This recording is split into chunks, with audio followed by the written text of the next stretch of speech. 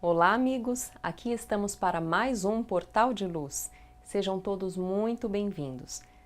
Hoje nós iremos falar com vocês sobre um grande gênio da música que viveu entre nós no século XIX e que, após desencarnar, se comunicou através da psicografia ainda na época de Kardec. Para começarmos o nosso programa, vamos então elevar os nossos pensamentos, ouvindo a prece na voz de Chico Xavier.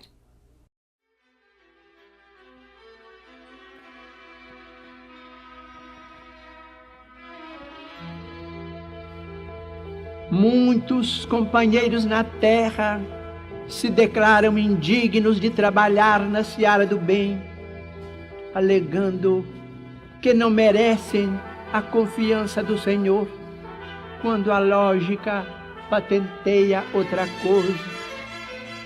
Se o Senhor não te observasse o devotamento afetivo, não te entregaria a formação da família, em cuja intimidade criaturas diversas te aguardam carinho e cooperação. Se não te apreciasse o espírito de responsabilidade, não te permitiria desenvolver tarefas de inteligência, através das quais influencias grande número de pessoas. Se não acreditasse em tua nobreza de sentimentos, não te induziria a sublimar princípios e atitudes na realização das boas obras, com as quais aprendes a estender-lhe no mundo o reino de amor. Se não te reconhecesse o senso de escolha, não te levaria a examinar teorias do bem e do mal, para que abraces livremente o próprio caminho. Se não te aceitasse o discernimento, não te facultaria a obtenção desse ou daquele título de competência, com o qual consegues aliviar, melhorar, instruir ou elevar a vida dos semelhantes. Se o Senhor não confiasse em ti, não te emprestaria o filho que educas, a afeição que abençoas, o solo que cultivas, a moeda que dás. Não cai uma folha de árvore sem que o Pai o queira, ensinou-nos Jesus. Toda possibilidade da criatura na edificação do bem é concessão do Criador. O crédito vem do Pai Supremo, a aplicação, com as responsabilidades consequentes, diz respeito a nós. Sempre que te refiras aos problemas da fé, não te fixes unicamente na fé que depositas em Deus. Recorda que Deus igualmente confia em ti.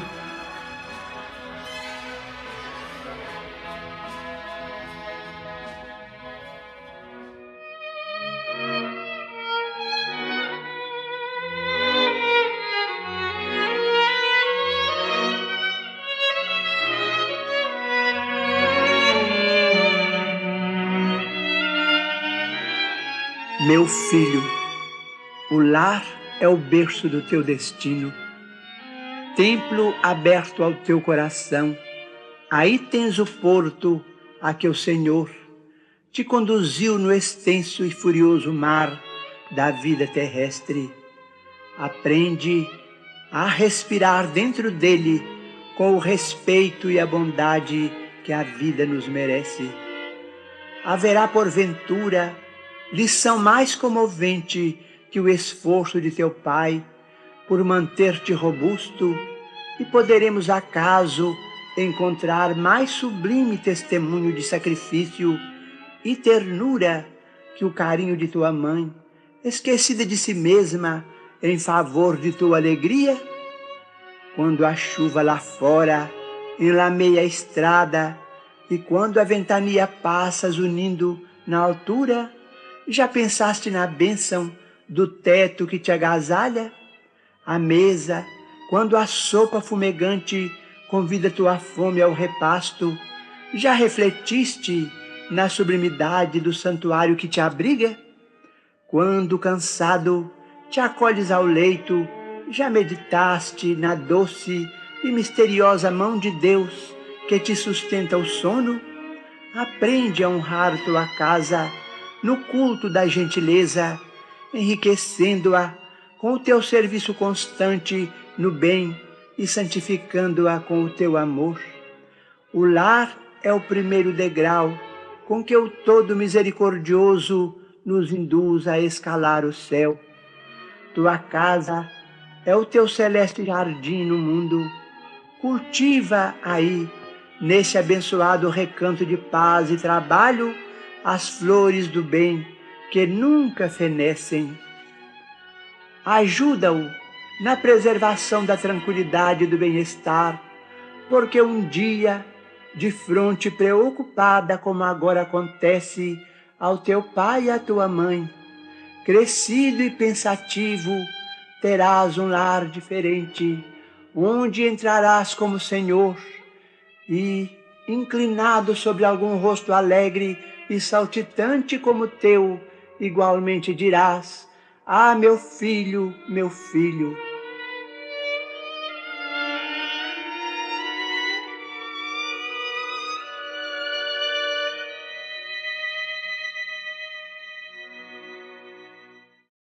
Na sua última edição, o jornal Folha Espírita falou sobre a vida e especialmente as mensagens trazidas após o desencarne por um grande gênio da música do nosso planeta. Frédéric François Chopin ficou conhecido como um dos maiores compositores para piano de toda a história e também um dos pianistas mais importantes de todos os tempos. Ele nasceu em uma aldeia na Polônia em 1810 e com 21 anos foi para a França, onde ele viveu até o fim da vida.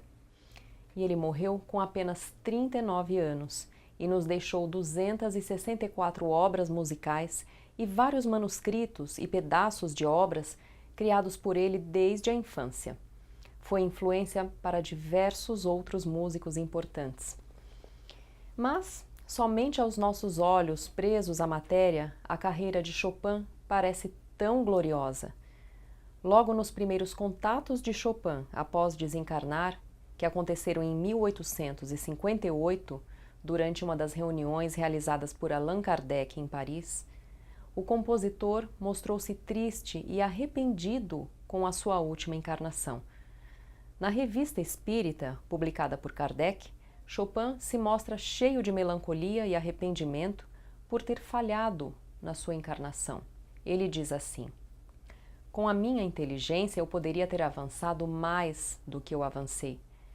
Entristeço-me, porque não cumpri a contento um compromisso assumido e não tenho coragem de recomeçar. Essa mesma vibração melancólica se repetiu muitos anos depois, quando a médium brasileira Ivone Pereira, que viveu entre 1900 e 1984, teve o seu primeiro contato mediúnico com Chopin, em 1931. E ela veio depois a nos trazer várias psicografias do músico ao longo do tempo e de valor inestimável. O pianista chegou a se materializar várias vezes diante da médium.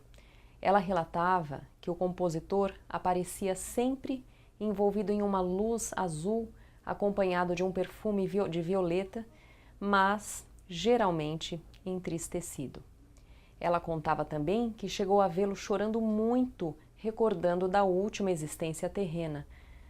As psicografias de Ivone Pereira deixam claro que Chopin seguiu a sua trajetória de elevação espiritual, mas ciente que a sua missão, quando encarnado, havia falhado.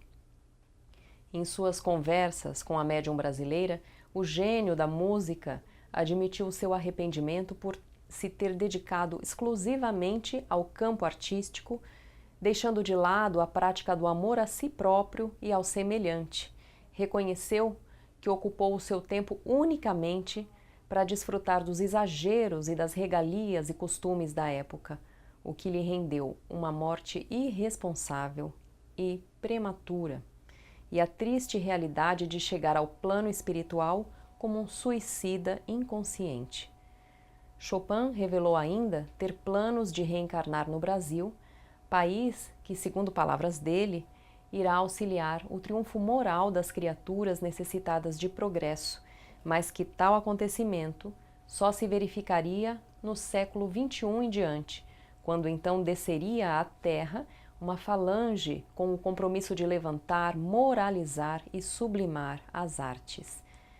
O músico aproveitou também todas essas oportunidades em que se comunicou para falar sobre as obras musicais deixadas por ele neste plano, as quais ele de fato gostava muito, mas ressaltou que havia muitas diferenças com a música celestial, que não só era melhor composta, com melodias mais elevadas, como melhor executada, pois lá do outro lado havia mais recursos para os músicos. É inquestionável que grandes gênios das artes recebam a intuição divina para criar algo que nos remeta à arte celeste. No entanto, como é de se esperar, a inspiração que vem do alto é amortecida pelo véu espesso e limitador da nossa vida material. Então, somente com o nosso aprimoramento moral, a nossa evolução espiritual, estaremos entrando numa nova vibração, onde não somente conseguiremos apreciar a arte mais elevada, como também seremos dignos e capazes de produzir uma arte realmente divina. A Creche Lar do Alvorecer é uma entidade assistencial mantida pelo Grupo Espírita Caibar Schutel. Localizada em Diadema, tem como propósito trabalhar pelo desenvolvimento de uma cultura de paz, através da educação e da assistência a crianças, jovens e adultos. São 250 crianças atendidas diariamente.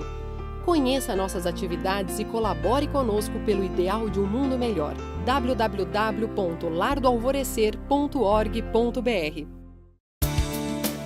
O jornal Folha Espírita, fundado em 18 de abril de 1974, se dedica à divulgação da doutrina espírita. Saiba mais sobre assuntos atuais com o enfoque do espiritismo, além de entrevistas e artigos de diversos colunistas. Você pode escolher na versão digital ou impressa. Acesse e faça sua assinatura. www.folhaespirita.com.br. Chamamos agora a nossa amiga Sandra Marinho com o quadro Educa a Tua Alma. Queridos amigos, queridas amigas, o assunto que abordaremos hoje não será novidade, mas vale a pena retomá-lo em nossas reflexões. Mais do que nunca na humanidade, estamos vivenciando uma era acelerada, cheia de necessidades que exigem a nossa atenção. É o trabalho na busca do sustento, é o corre-corre, principalmente nas grandes metrópoles, para a simples locomoção de um lugar para o outro, na rotina diária. Tudo isto ampliado em uma escola gigante a nos consumir muito tempo. Interessante como a expectativa com o aumento do uso da tecnologia era que o ser humano teria mais tempo. E o que vivenciamos hoje é justamente o contrário. Parece que não temos tempo suficiente no dia para realizarmos tudo o que precisamos, que gostaríamos. Neste contexto está o tempo que os pais hoje em dia dispõem para dedicarem-se aos filhos. E de que modo utilizam este tempo, já que é tão escasso junto a eles. O que percebemos é que, independentemente da classe social, o fato é que os filhos cada vez mais começam desde cedo a aprender a se virar sozinhos. Nem tanto em relação às suas necessidades materiais, mas no que tange ao relacionamento pais e filhos. Os rebentos passam a não contar com os pais para desabafar, para reclamar, para contar os seus medos e angústias, ou simplesmente para descansar por alguns minutos a cabeça sobre um colo ou um ombro protetor. E não é só por conta do corre-corre diário ou das exigências impostas pela tecnologia por respostas rápidas que os pais não têm prestado atenção necessária aos filhos. Existem outros motivos que levam os genitores a uma quase negligência em relação aos filhos. Um deles, com certeza, é a superficialidade do modo como vivem. Muitos estão preocupados em ter seus filhos competitivos e que se sobressaiam a qualquer preço sobre os demais. Ignoram as fraquezas e necessidades dos filhos e acabam criando monstrinhos que terminam em se tornar adultos com sérios problemas psicológicos. Para ilustrar a questão da falta de tempo dos pais para com os filhos, trago uma historinha que muitos já ouviram algum dia, mas que vale a pena relembrar. Um executivo de uma empresa multinacional, como era de se esperar, um homem muito ocupado, quando não estava viajando, passava muito tempo fora de casa, envolvido em cafés da manhã e almoços de negócios, além de todos os compromissos no escritório. Era casado e tinha um filho de 5 anos muito esperto. O garoto, embora recebesse carinho e atenção da mamãe, sentia verdadeira adoração pelo pai. Costumava ficar entristecido por não ter a companhia dele todos os dias. Não raro ficava imaginando como seria o trabalho do pai.